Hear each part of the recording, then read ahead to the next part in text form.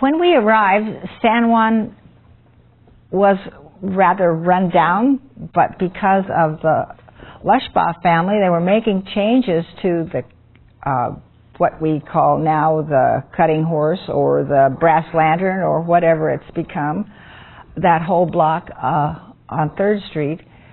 The Chapito's Garden that we later helped get going was empty, and it still is.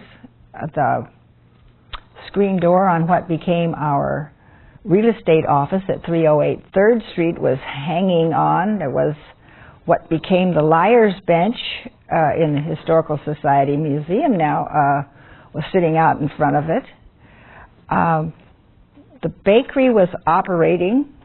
The Paradis family had come and was operating that very successfully. Hardinus was early in the 1960s. The Adobe there had a 2-story tin warehouse over it. Larry Lushbaugh still hadn't taken it down. The back part of Hardinus, as it stands today, did not have the theater on it. I hope that most people realize all of the buildings, except the Adobe and the theater, were rebuilt in 1990 after the earthquake of 1989. I believe the little church on the corner of McKellamey and 3rd Street was operating. It didn't have shutters on it. It didn't have its steeple repaired because those were events that the Native Daughters and the Historical Society joined with the little church to repair.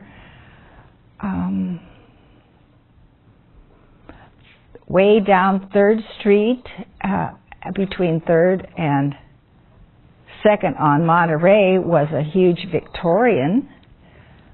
That burned down since way back in the 1960s, and that's where the Luck Museum and Library are today. We didn't have the San Juan School at the beginning of town. We didn't have the windmill, that beautiful tall windmill plaza there with a big barn featured at the entrance of our town. It was a huge vacant lot.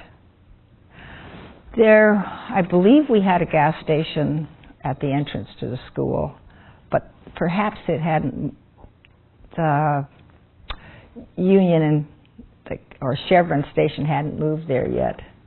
So back in 1958, we had vacant lots, plenty of room for possible buildings to be built.